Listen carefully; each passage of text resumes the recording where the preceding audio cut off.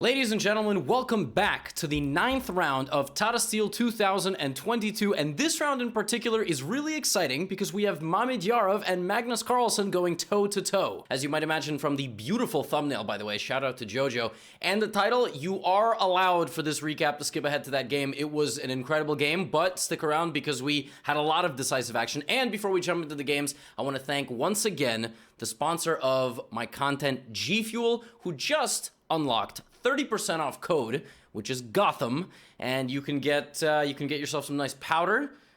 This one is XQC the Juice, or some Sonic Peach Ring, or anything in between. There's a link in the description. Use code Gotham and get 30% off in the next 5 days. Let's go check out some games, ladies and gentlemen. First one I have for you is from the Challengers section. Marc-André Maurizi, who's a recently minted Grandmaster from France, going up against Lucas Van Forest. And Marc-André is having a rough event, looking like me in my last tournament. You know, he's kind of gotten up there to the big leagues, but this was a pretty wild game, and he came to fight today. Lucas goes for a Queen's Gambit accepted, and we have a traditional line. So knight f3, e3, bishop c4. We've actually seen this quite often. In fact, this was the opening in the game. Oh, you were supposed to speak out loud. Pragg versus Magnus Carlsen from the game a couple of days ago, which you don't remember.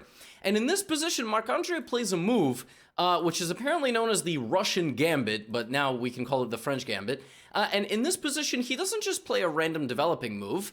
Instead, he plays e4. Now, this looks like a guess the elo move. This just looks like you decided to push your pawn and you lost it.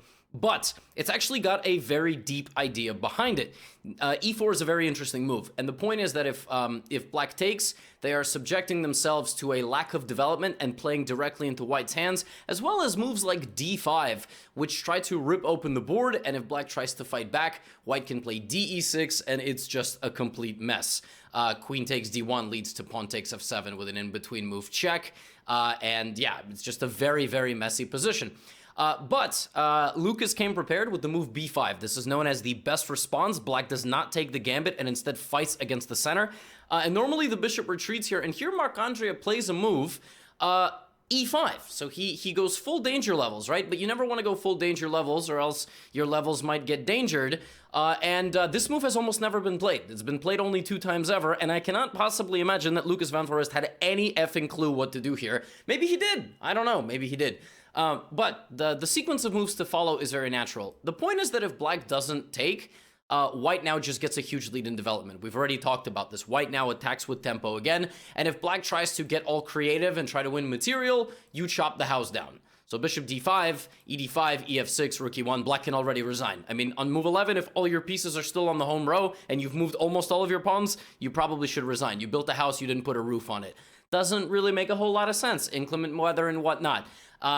So instead, he takes the bishop, takes the knight, takes back, dc5. Now, the reason why this position doesn't look like it's particularly intimidating is because if you avoided your opponent's prep, or even if you're within it, you don't have any queens on the board, so you're not really ever going to get mated. You've already also traded some pieces. Bishop c5, knight d2. And I mean, he's just going to win this pawn back. Now, black here should probably play a combination of bishop b7, rook g8, move this knight, and either short castle or just very confidently put the king behind the pawns, connect the rooks. Life is very good, life is very easy. But it turns out that this is actually, position's kind of a pain in the ass. Like, it's not really easy to figure out what to do, especially because that extra pawn that you have very temporarily is going to be lost. So he does play bishop b7, we do get this move. And here, Lucas could play bishop takes f3. This move is basically the equalizer. Black gives away the bishop pair, damages white's kingside structure. The sides have 2 rooks, bishop and knight each. The pawn imbalance is there, but it's most likely just a totally equal position. But instead he plays rook g8. And now the knight moves, and it's no longer possible to damage white's structure. Now black, of course, should still continue with development. And I did mention this move, king e7. It's very hard to tell the difference between a knight move and a king move, because there is no danger, right? So he just brings his king out first to guard everything. And here, if the player with the white pieces found this over the board, it's very impressive. But if he also had it in his notes up to this point, it's also very impressive. It turns out that this position actually has plenty of poison behind it. And there is a very legitimate reason you should have played the move knight c6. And that reason is this shocking move b4. Out of nowhere, it turns out that there's a bunch of problems here for black. If you take this, comes rook b1, and you're in some trouble here. You have to kind of fly in the bishops to try to defend everything. It's a wild game that might happen. And instead of that, Lucas plays bishop d5 and welcomes this exchange. But now rook b1 comes, and here comes rook b7, right? So black has to block that off with bishop b5. He's doing a good job, right? But here comes rook d6. Now if you play knight c6, I remove the bishop. Then I take the knight. But so the pressure here is very annoying. Lucas is on the verge of getting to safety, but he's not quite there, right? Bishop a3, knight c6 looks like he's kind of done it. Here comes the knight. Maybe we're going to get knight d4, knight b4, knight e3, maybe f4, f5, but black is seemingly out of the woods, right? It seems like all his problems have been taken care of. And now he's like, well, you know, I'm going to move my knight to a5. I'm going to put my rook on c6 to trade. Maybe I'll play knight a5, knight c4 to force an exchange. Yes, very nice. Except the move knight a5 loses on the spot. But how?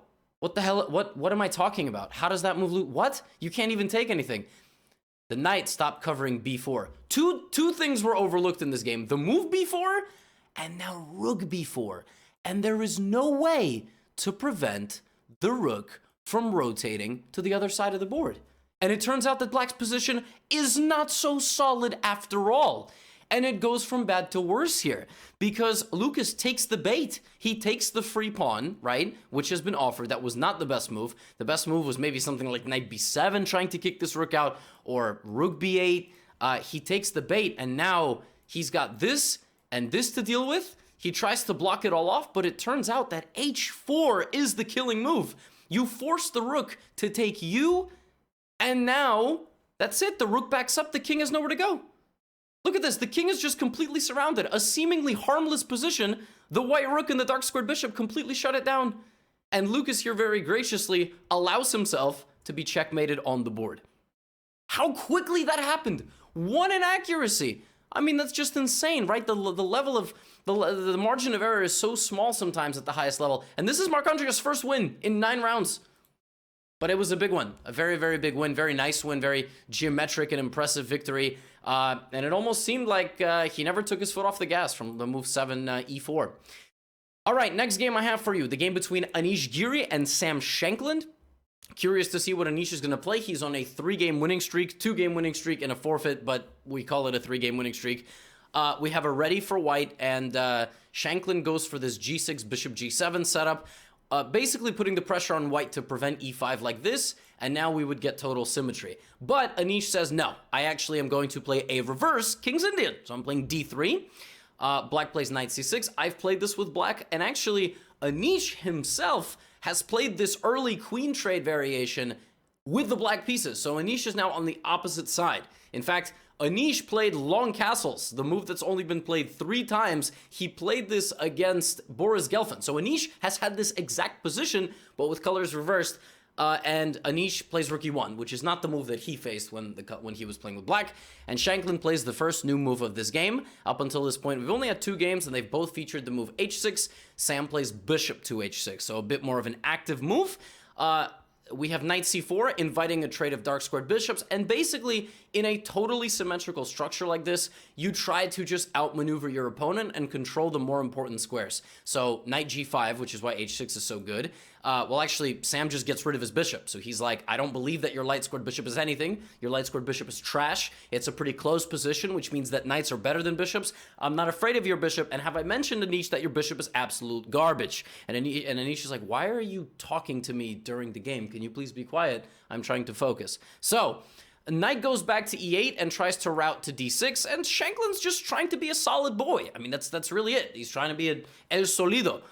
So we have bishop g4 check, king b8, and Anish is like, well, this is what you get for insulting my bishop. Look how much space I control, right? And now a very interesting move. He takes. He takes because if black plays rook takes d6, then you actually are going to take that as well. So Anish is so confident in his ability to transform this game advantageously into a winning position in an endgame that he just trades rook and he trades you know, he trades his knights. And again, I told you, in positions like this, it's all about control, right? So the pawn can't come up now. That pawn is a liability. This knight doesn't have any forward access. If it tries to go that way, I play b3, but maybe knight a5 is a legitimate attempt at trying to get into the game. White is going to try to expand over here. Now, the main question of this game was, at what point would Shankland play h5? Now, the thing is, even here, Sam can consider the move h5, and then he would need to figure out what to do with this. Does he go for h4, or is that a little bit too much? Does he kind of keep that the way it is, kind of consolidate everything, and just make sure that he doesn't have any impenetrable spots in the position, right? So rook f3, knight goes back to d8, and h4. Okay, the guy played h4. That's your signal to play h5 and shut it all down. But Sam doesn't do it. He doesn't play h5. Instead, he goes for d5. Now, d5 is like when you have a slightly worse position and you just try to break it all out like right now, you got to be damn sure you know what you're doing. You're giving him a pawn. That is a pawn. Pawn takes pawn is a pawn. All right? That is a free pawn.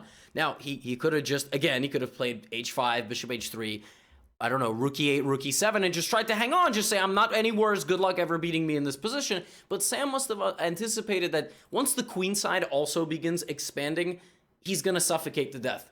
And that's not what Sam's into. Sam's into some other stuff, right? He's not into asphyxiation. So he tries to play d5. He tries to break out in the middle of the board, right? So we have ed5, and now we see the point, f5. Well, that looks pretty juicy. It looks a little bit better than h5, in fact, because now look at this.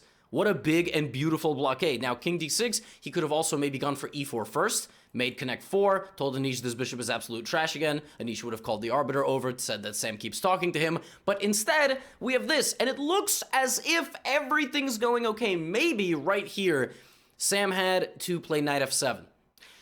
The point is that at some point, Anish is going to play g4 because he doesn't like that his bishop is so trash, and he's really fed up with Sam talking trash in the middle of the game about his trash bishop. So he's obviously going to play g4, which begs the question, why didn't Sam play h5 now? Because the bishop can go this way too. So you don't want to overcommit the structure and leave yourself with a permanent liability if the bishop will just reactivate and the rook can always rotate over. So Sam plays b6, but now g4, and now we have a serious problem, because if you don't take, if you play f4, I go this way, you play a5, I play rook b3, I bring the bishop or the pawn up, and then you fall apart. Your whole position collapses because it's the 27th move. When are you gonna move the rook? God gave you a rook, all right? The chess gods. I don't know if you believe in one or multiple or none, all right? That's the beauty of society. You get to choose for the most part, not in all countries. You have to move the rook that the chess gods gave you, right? So Shankland plays knight f7, and sacrifices a second pawn to try to close it all up. Anish rotates over, gives away h4, but takes on a7, and on 29th move of the game, the rook finally got a turn and was rendered completely useless because it's actually Anish who guards the entire queenside.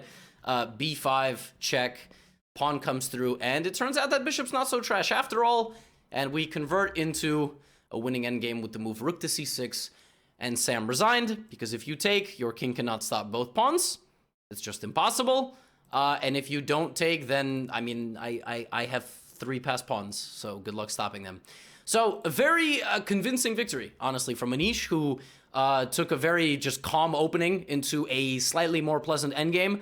And that's how these super GMs beat other people. They can beat them in massive tactical affairs, or they can beat them in games like this. The next game I have for you is the game between Nils Grandelius and Fabiano Caruana. Fabiano just beat Duda. Nils is trying to find his way back into the tournament, and Fabiano goes for the French defense. Fabi has been known to play the French and some odd Sicilians, and we have an advanced French variation. Point is, white takes space in the center, black tries to strike back with c5 and maybe f6, and Fabiano really likes to play this French with knight c6, bishop d7, and knight e7. He has played this many times. The advanced French is also very rarely seen. Mostly folks are, trying to play knight d2 or knight c3 against the French, but this is going to be a very big maneuvering battle. So knight e7, castles, knight g6, applying some more pressure, bishop e7, f6 to follow. Exactly that, and black castles. Now black is ready to either attack on the queen side where they have more space, or f6 to strike against white's center. White, in the meantime, is going to use the space advantage, repel the queen side attack, and go for checkmate on the h-file, okay? So it's going to get spicy at some point. Up until this very moment, we are following the game Maxime Vacher-Legrave, Fabiano Caruana. from a year or two ago. And in this position, Fabi plays a5, which has never, ever, ever, ever, ever been played before. Ever. In the other game, I don't remember what he did. It was either queen b6, some queen move, maybe he took on d4, but no one's ever played a5. No one's ever done this, so no one's ever just walked down here with the pawn. And he does. So he plants the pawn here, and he's like, well, now you can't really move your queen side so freely. Oops, that's not what happened. You can't really move your queen side. Nils is like, I don't really want to move my queen side. I want to target your knight. It's the only thing preventing the apocalypse on this side of the board. At some point, I will kind of throw everybody forward. We have takes, takes, and Fabi plays the move h6. h6 invites the damaging of the structure, but that obviously is an idiotic move because you just open up the rook for your opponent. The pawn wall in front of the king is impenetrable. And you're an idiot if you take on g6. You're just a complete idiot. Which is why Nils didn't do that. He played queen e2, obviously. b5. So we're sort of seeing the idea behind Fabiano's early queenside expansion. He doesn't move anything. He just brings the pawns forward.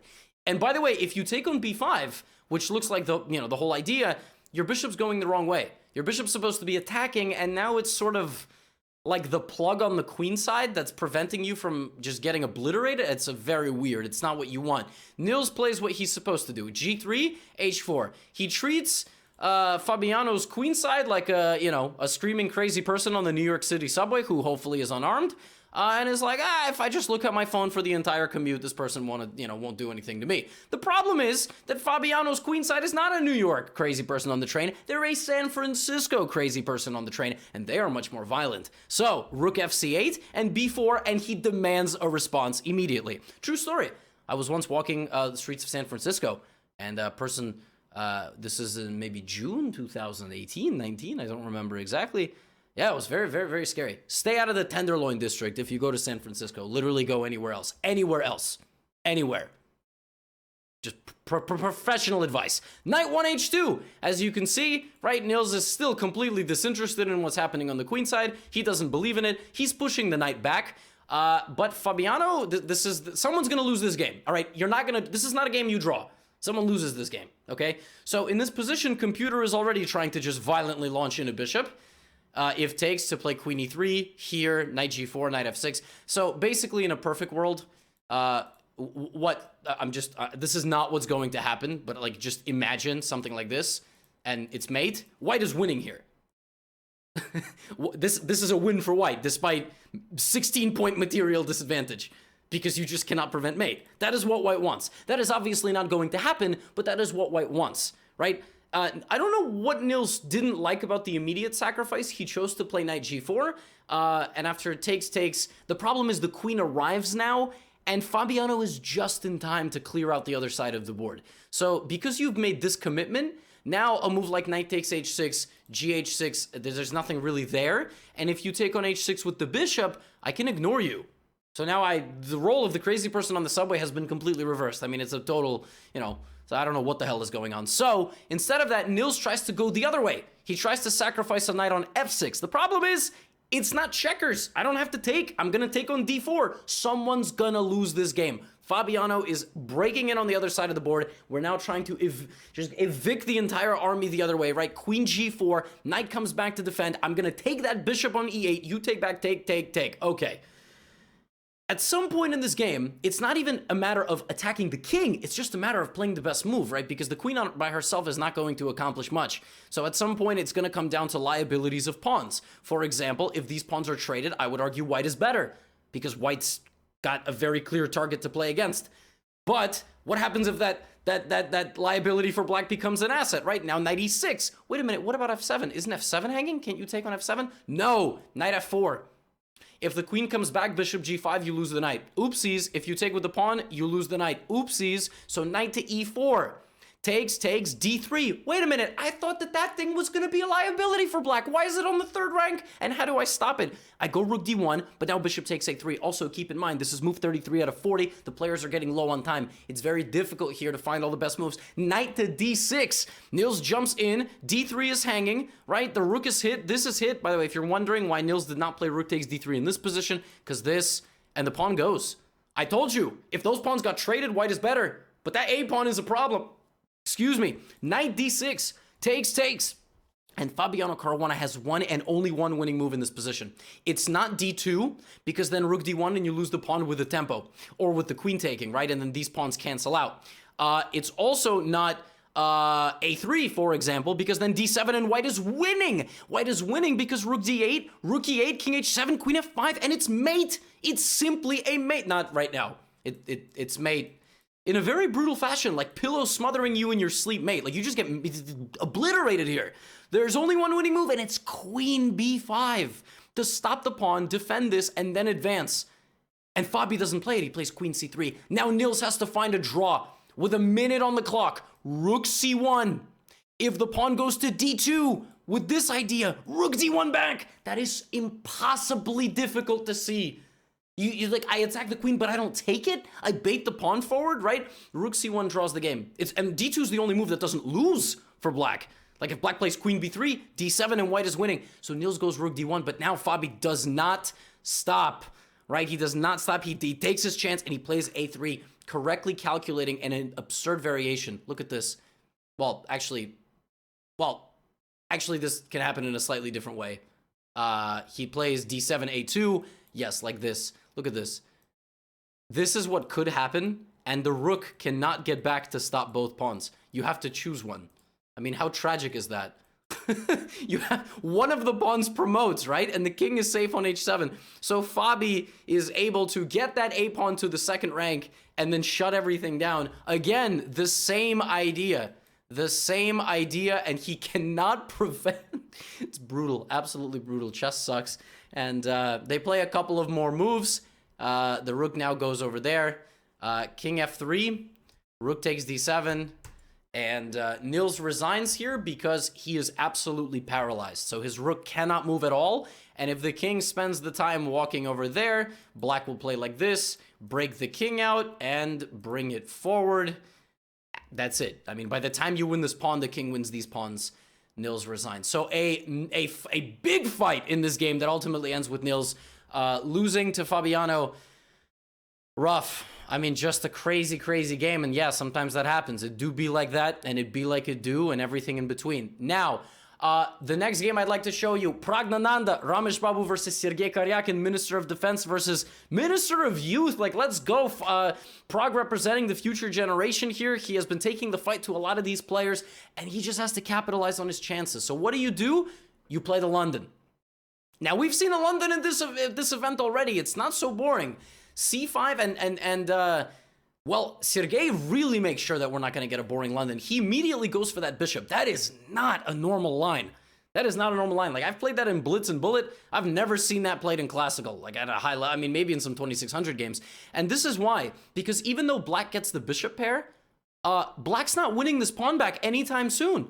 So he's basically surrendered a pawn to his opponent. And his idea is, well, activity, right? I'm going to get active lines. My bishop is very, very dynamically placed. And what's ultimately going to happen in this position is that I'm going to fight two bishops versus two knights. So it's just going to be a wild game, which the computer evaluates as balanced. But of course, white is a pawn up. So queen d2, castles. And what do you play here? I mean, obviously you can castle short, you can be lame and boring and uninteresting, but Pragg is none of those things. He has the longest name I've ever seen in my life, and that's just one of his many good qualities. He plays h4! Duh! You gotta play h4. I mean, the guy's gonna castle short like this, you gotta play h4. And if he plays h5, you love that. Because actually this structurally might even be good for white to castle now. You know why? Because let's say black just plays, I don't know, bishop g4, for example, knight e5, a move that doesn't even look possible, right? But structurally, white is much better here, much better. This is a huge weakness, right? And as long as you prevent e5 and counterplay, you're doing very, very well. So black overextending structurally is actually what you want, which is why Sergei doesn't do it, and allows h5. Whoa! And you know what's crazy? Pragg not only did that, Pragg took the bishop. This lunatic sacrifices his rook for the bishop and leaves all this mangled structure here. And you know what the craziest part is? This is good. If Pragg now castles and plays rook h1, I mean, this dude is in good shape. It's not that simple, but he's in good shape. I mean, Sergei probably has to play like this. I don't know. I mean, it would make it really difficult. Like here, Pragg played a move that even Naroditsky himself was saying it's a little bit of a strange kind of misdirection. Queen e3. The reason I say it's strange is because he castles on the very next move. But then why queen e3? What was Pragg so afraid of? Was he trying to not allow the queen to move? Right? And was he trying to kind of preemptively put some pressure here? Because that one misstep now allows Sergei to actually afford the luxury of completely losing h5, which he's very clearly trying to do, and create immediate counterplay on the other side of the board, right? So knight to e5, but still, visually, isn't this a striking positional dominance? I mean, Pragg is playing beautiful chess. c6 is gone. I mean, it's completely gone. Sergei has to play queen to b7. Now the knight comes back to d3 to defend against mate. a3, the queen side is locked down. Queen c4, rook h5. Takes, and Pragg here goes for queen d4. And this position. Now, from a quick look at this position, it looks like black has absolutely zero play. For example, if white plays the move g3, knight b4, I have no idea what black's next move is. Thank God I'm not playing, because these guys are about to show us what black's next move is. And Sergei puts some good pressure on the b file, and Pragg tries to kind of consolidate. And at some point, black is going to have to decide, am I better? Am I playing this for a win or not? And right here, Sergei can play king f7 and make a draw, but he goes for the win. He plays the move h5 and sacks the pawn and puts the king on f5, leaving white with a complete pawn that's just completely surviving. But now it looks like white has no moves, because white's pawn play is dominated. So what does he do? He plays knight b4, locking in the rook on b3. But the rook can trade, right? Surely this is winning for black, but not so fast, because knight c6. Wait a minute. And now Sergei only has rook h8. That's the only move, apparently. And he doesn't play it.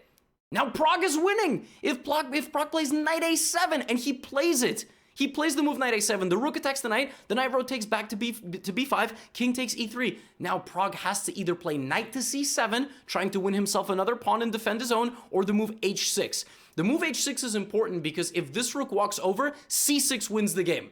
Takes, here, knight d6, and you cannot prevent a queen. That's it. The game is just simply over. You have to move this pawn up, but there's no time. It's the 40th move of the game. One of these moves is winning and one of them is not, and Pragg plays c6, and that's not the move. That's not the move, and now Sergei with either rook to c8 or e5 can take over the game. Rook c8 wins by force, because you force this pawn to c7 first. That is what you have to play. But Sergei plays e5 as his final move of the time control. But somehow, it doesn't even matter, because after pawn takes e5, everything is forced from here on out. It's forced because while white has to stay with this pawn here, right, black is going to win these pawns and then use his d-pawn as a decoy to deflect the knight from the defense of the c7 pawn. So for example, rook c8, c7, e5. So this might not look like it's anything. It looks like, oh, I have all these pawns, but the difference from the Fabiano game is the rook controls the entire 8th rank. So even though you can sack all the pawns, none of them actually promote. And let's say e6, d3, king d1, I can get out and mate you. At the end of all of this, my rook goes from defensive to offensive duties. And that's actually exactly what happens in this game. So Pragg misses a chance to fork and pick up a pawn. And I don't think he missed the fork. I think when you have a split-second decision to make on the 40th move, you don't want to like go for a pawn and somehow leave your knight defending the remainder of your position. It was just a moment, maybe of nerves and miscalculation. Now here comes Sergei. He chops it all down, and the winning move here is king d3. And the point of king d3 is that you are playing rook for c2. You're going rook c2. You're also threatening to go this way if this king moves away, and you also have the threat of mate. So even though the knight and the two pawns look very strong, they're not. They can't do anything by themselves. If you play h6, rook c2, h7, rook h2, you are prevented from doing anything, like completely prevented. Rook h1 is mate, obviously. So king e1, and he runs the king, but it's too little, too late. And Sergei doesn't even move his pawn. That pawn just sticks around. He cuts the king off on the h file, and he gets the pawn. Nobody can protect it. If this, and if this check. Oh, what a great game by Pragg. That was honestly an amazing game. I hate to say something like he deserved to win, but I just hate he didn't deserve to lose. Yeah, that is how it goes sometimes. But ladies and gentlemen, I would like to end our day as always with a game by Magnus Carlsen. If you skipped ahead, I told you in the intro, you are more than welcome to do it because today's game is just an absolute treat. Yeah, I mean, this is a trip to the movies for a midnight premiere. This is a trip to your favorite museum to see some new exhibit and everything in between. D4, and Magnus Carlsen goes for a Catalan opening. Now, he has used this successfully in this tournament already several times, and let's see how he's going to use it successfully in this game. What line are we going to get? Is it going to be another report beatdown? Is it a report style kind of beatdown victory, or is it going to be like an Anish Giri kind of game? And we play dc4 and bishop b4. So report played knight c6. Anish went for a more kind of closed, kind of delayed capture on c4. So bishop b4 and a5. And the point here is that black is trying to say the time that white spends winning this pawn back in a variety of different ways, and there are many ways to do that, is going to prove kind of it's going to be a waste of time, and it's going to allow black to build up with queen e7, knight d7, c6, e5, or b5. Like, there are these ways where you can play b5 and c6 and hold it all down. There is a variation here, queen c1. Queen c1 is an absolutely fascinating variation, which leads to some positions where this queen ends up going to g5 in some lines. It's like some really, really weird stuff. So, for example, takes, and b5. So something like this, right? And now you have queen g5. This is some theoretical variation. The queen stays on c1 to go to g5 and hit the pawns, or knight c5 to prevent natural development. It's just, this whole line is a pain. The Catalan is just a giant pain. And when you've given it to Magnus Carlsen to play, you know, the guy's gonna try to come up with some new and interesting ideas, right? Queen c2 is another line, but the difference is that the queen on c1 goes to g5, right? So we have castles, and here white again can play queen c2 to try to win this pawn back. And here's an example of what I mean by black trying to expand on the queen side to hold it all together. White plays a4, or white plays b3 to try to kind of undermine everything. White can also avoid the trade now and play bishop g5. This has been seen in some games as well. But Magnus plays e3. e3 is a very solid and slow move, giving the opportunity for black to mess up. So, for example, queen e2 is also just, it opens up queen e2 possibilities to maybe take the pawn back on c4. So black has played in a handful of ways here. e3 is it's been played very rarely. A lot of times with Maxim Matlakov, Russian GM. So one line here is like c6, and black plays like this. So I already mentioned this earlier, expand everything forward, right? The knight blocks the bishop, the pawns on the queen side try to glue everything together. Sometimes the rook in some lines will even come out to a6 to avoid getting hit by the light squared bishop. But Shahryar thinks for a while, and he begins with rook a6. So he doesn't play b5, and he doesn't play c6, but he begins with rook a6. And I suppose he's trying to say, well, now if you play knight e5, it's a dumb move, right? Knight e5 is not good. I might play b5. I might also go here. I might also try to attack your center immediately, right? So Magnus plays queen c2. We are officially in brand new territory. So queen c2, no queen c1, obviously, because you don't have the same idea. We're attacking this. Well, Shach defends it, and Magnus undermines it, and Shahryar maintains defense of the queen side. So this is not what we want. We do not want black to get everything defended with no weaknesses behind. So what does Magnus do? He plays knight c3. Knight c3 attacks this. That's what it does. And if black takes the knight, we take with the pawn, so our rooks can just obliterate this queen side.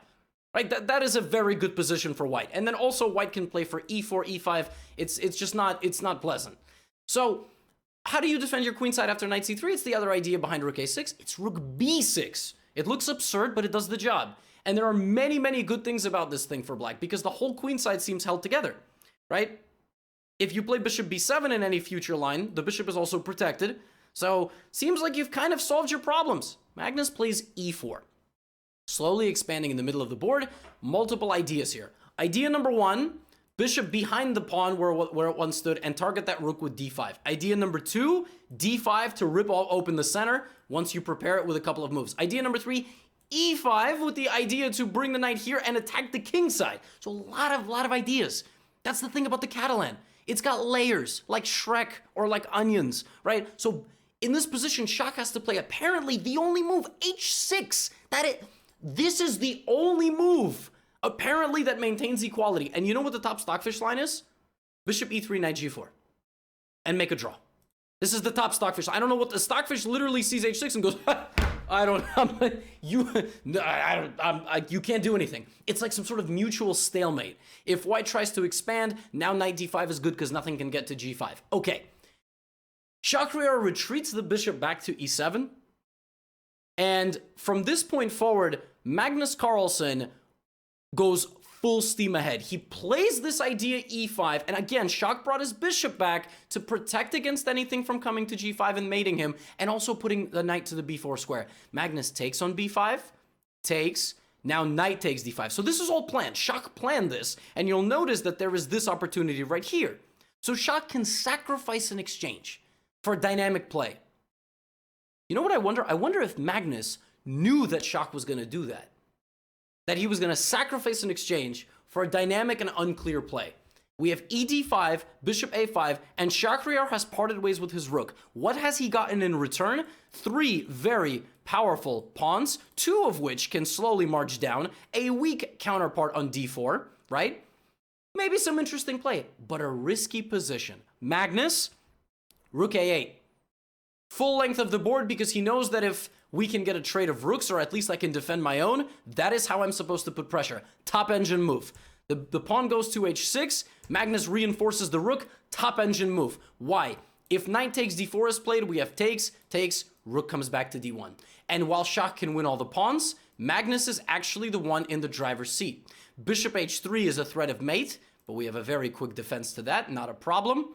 If queen e2, we can throw in a check, and we're winning. This is a winning endgame. So bishop to e6, holding the center down. Again, top engine move. Queen undeveloping to d1 to defend the center. Shak comes forward with b4. Magnus, top engine move. b3 meets the pawn, either forces it forward to create a little bit of a blockade or allow the queen to get back into the action with pressure on the queen side, but that's not even the best move. Rook to a6 first to relieve the pressure off the pawn, bring the rook back. That offer of a rook trade is no longer available. So c3 blocks everything up. The rook comes back to relieve the pressure off the center, and now top engine move again, rerouting the knight back. The knight reroutes to d3, from where it can go to f4 or c5 or pressure here, right? So the knight reroutes, top engine move again, takes, and now not pawn takes e5, but knight takes e5. Because after knight e5, we win the bishop. And if you play c2, queen e1. You cannot make a queen, and if you play knight d3, hitting this and this, I play the absolutely savage bishop takes d5. I wish Shak allowed this. If you take the queen, I take the bishop check, and I win yours right back. And upon playing queen e1, Shakhriyar Mamedyarov resigned the game.